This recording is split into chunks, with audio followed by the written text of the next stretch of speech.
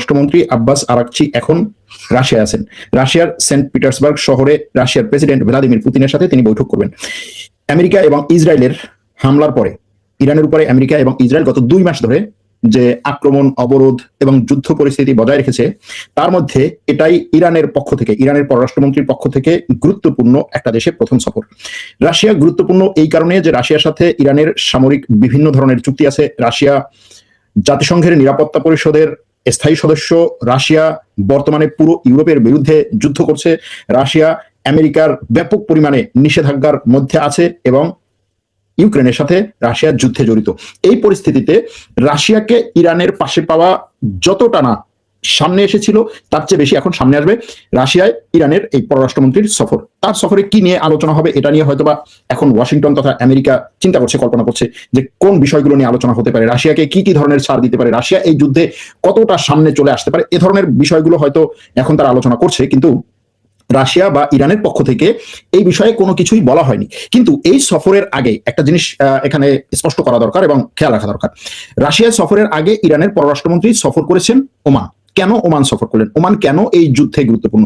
ওমানের গুরুত্বটা হচ্ছে, এর আগে ইরান এবং আমেরিকার মধ্যে ওমান একটু সমঝোতা করার চেষ্টা করেছিল, বা ওমান সমঝোতার জন্য যথেষ্টই চেষ্টা করছে। এখনো ওমানের পক্ষ থেকে অনেক পজিটিভ বার্তা আসছে, কিন্তু তার চেয়েও বড় হচ্ছে ওমান এবং ইরান হরমুজ প্রণালীর দুই পাশে দুটো দেশ, পূর্ব পাশে ইরান, পশ্চিম পাশে ওমান। হরমুজ প্রণালী নিয়ে যদি কোনো একটা আন্তর্জাতিক মেকানিজম তৈরি করা হয়, হরমুজ প্রণালীর নিয়ন্ত্রণ যদি দীর্ঘমেয়াদে ইরান রাখতে চায়, তাহলে সেক্ষেত্রে ওমানকে দরকার। এবং এটা নিয়েই আলোচনা হয়েছে, সেটাও তারা বলছে যে হরমুজ প্রণালীর নিরাপদ যাতায়াতকে নিশ্চিত করতে ওমান এবং ইরান ভবিষ্যতে কি ধরনের কর্মকাণ্ড করতে পারে, কি ধরনের এভাবে একটা যৌথভাবে এটাকে পরিচালনা করতে পারে, সেটা নিয়ে টেকনিক্যাল লেভেলে আলোচনা হচ্ছে ওমান এবং ইরানের মধ্যে। ঠিক একইভাবে যদি এ ধরনের একটা পরিস্থিতি তৈরি হয়, তাহলে সেখানে হয়তোবা রাশিয়ার কাছ থেকে সামরিক সাপোর্ট, যেটাকে আমরা আন্তর্জাতিক শান্তিরক্ষী মিশন বলি, সেরকম একটা শান্তিরক্ষী সাপোর্ট হয়তো চাইতে পারে ইরান। অথবা এই হরমুজ প্রণালী নিয়ে আন্তর্জাতিক যদি কোনো একটা প্ল্যান করা হয়, যেই প্ল্যানটি এখন ব্রিটেন এবং ফ্রান্স একত্রে করার চেষ্টা করছে, যে আন্তর্জাতিক একটা জোট গঠন করে পুরো হরমুজ প্রণালীর কর্তৃত্ব এবং নিয়ন্ত্রণ তাদের হাতে ছেড়ে দেওয়া হবে, সেটা করলেও সেটার শেষ পর্যন্ত পাশ করিয়ে নিয়ে আসতে হবে জাতিসংঘের নিরাপত্তা পরিষদে। সেই জায়গায় ইরান রাশিয়ার কাছ থেকে কি ধরনের সাপোর্ট পেতে পারে, এগুলো নিয়ে আলোচনা হবে। আরো একটা বিষয় আছে, সেটা হচ্ছে ইরানের যে সমৃদ্ধ করা পরমাণু, মানে সমৃদ্ধ করা ইউরেনিয়াম এবং পরমাণু প্রকল্প, এই প্রকল্পে সবচেয়ে বেশি সাপোর্ট দিয়ে যাচ্ছে রাশিয়া। সবচেয়ে বেশি রাশিয়া থেকে শত শত বিজ্ঞানী, ইয়ং বিজ্ঞানী অর্থাৎ যুবক, বিভিন্নভাবে এই সেক্টরে কাজ করে, এই বিষয়ে তাদের অভিজ্ঞতা আছে, এরকম শত শত লোক ইরানের এই পরমাণু স্থাপনাগুলোয় কাজ করছে। যুদ্ধের সময় অনেককে নিয়ে গিয়েছে, কিন্তু এখনো অনেক লোক কাজ করছে। অর্থাৎ ইরানের এই পরমাণু স্থাপনা, পরমাণু প্রকল্পে সবচেয়ে বেশি সাপোর্ট দিচ্ছে রাশিয়া। শুধুমাত্র ইরানের না, বিভিন্ন দেশে, তুরস্কে যে একটা বিদ্যুতের জন্য পরমাণু প্রকল্প করা হচ্ছে, ইরানের গুলোতে বলা হচ্ছে যে বিদ্যুতের জন্য পরমাণু প্রকল্প, শান্তি উপায়ে পরমাণুর ব্যবহার। বাংলাদেশে বিদ্যুৎ প্রকল্প, পরমাণু ভিত্তিক বিদ্যুৎ প্রকল্প কাজ করছে কারা? এখানে পুরো ট্রেনিং দেওয়া, পুরো সিস্টেমটাকে চালানো, এবং এই সিস্টেমটাকে চালিয়ে একেবারে শুধুমাত্র চালিয়ে দেওয়া পর্যন্তই না, মানে জাস্ট হচ্ছে শুরু করে দিল সেটাই না, শুরু করার পরে একটা নির্দিষ্ট সময় পর্যন্ত এটা পুরো দায়িত্বে থাকে কারা? রাশিয়ার ইঞ্জিনিয়াররা। তারা আপনার লোকাল ইঞ্জিনিয়ারদেরকে আস্তে আস্তে আস্তে আস্তে ট্রেনিং দেয়।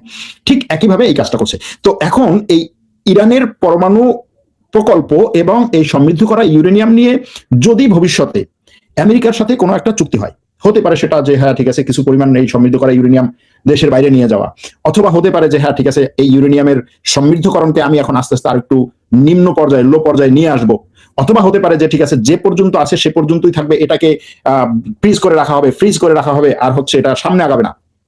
অথবা ইরানের বর্তমান যে পরমাণু প্রকল্পগুলো আছে, সেই প্রকল্পগুলোতে আন্তর্জাতিক পরমাণু সংস্থার পরিদর্শকদের যে ঢুকতে দেয়া এবং তাদের সেখানে ঢোকার ক্ষেত্রে বিভিন্ন ধরনের ঘটনা হয়, এগুলো থেকে সর্বোচ্চ নিরাপত্তা নিশ্চিত করতে ইরান রাশিয়ার সাথে আলোচনা করবে, এটাই স্বাভাবিক। আবার এই বিষয়গুলো নিয়ে আমেরিকার সাথে কোনো একটা ফাইনাল সিদ্ধান্তে যাওয়ার আগে রাশিয়াকে এই বিষয়ে অবহিত করা অথবা রাশিয়ার কাছ থেকে পরামর্শ নেওয়া।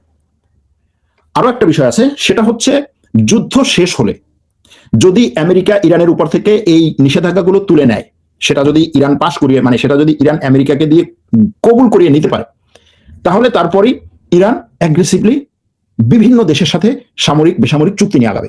সেই ক্ষেত্রে রাশিয়া অগ্রাধিকার পাবে ইরানের কাছে, রাশিয়া এবং চীন সবচেয়ে বেশি অগ্রাধিকার পাবে। তো সেই ক্ষেত্রে রাশিয়ার সাথে নিকট ভবিষ্যতে কি ধরনের সামরিক যৌথভাবে কি ধরনের সামরিক চুক্তিগুলো করা যায়, হয়তো এগুলো নিয়েও আলোচনা হবে। অর্থাৎ এই 4-5টা বিষয় নিয়ে রাশিয়া এবং ইরানের মধ্যে আলোচনা হবে। ইরানের পররাষ্ট্রমন্ত্রী রাশিয়ার প্রেসিডেন্ট ভ্লাদিমির পুতিনের সাথে আজকে বৈঠক করবেন।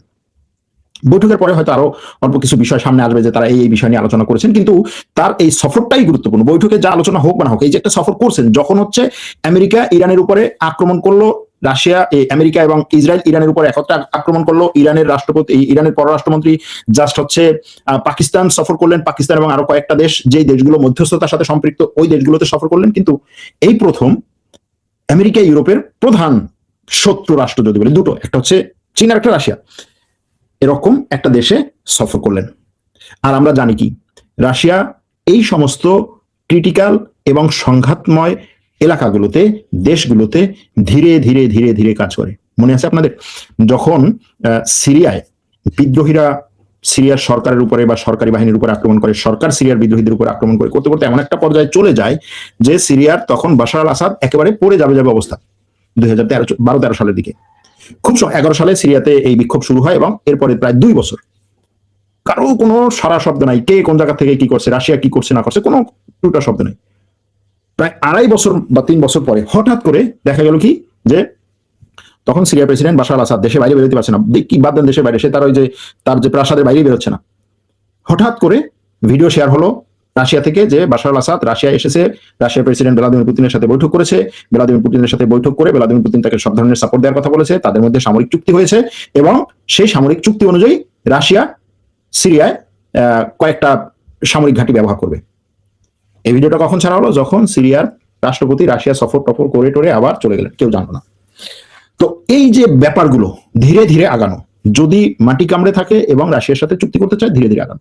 এখন দেখা যাক গত 1.5 মাসে বা 2 মাসে রাশিয়ার কোনো সফর হয় নাই, এই প্রথম সফর হলো। এবং একই সাথে জাতিসংঘে নিযুক্ত রাশিয়ার দূত তিনি বলছেন ইরানের উপরে হুমকি ধামকি দিয়ে, ইরানের উপরে এই ধরনের হুমকি ধামকি দিয়ে ইরানকে একটা শান্তি চুক্তিতে জোর করে একটা চুক্তিতে স্বাক্ষর করানো সম্ভব না। ইরান সেরকম কোনো দেশ না।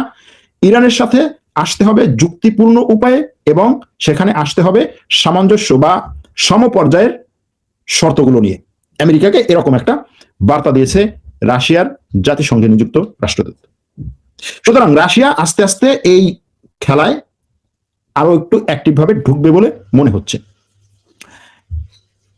আমেরিকা কি করবে?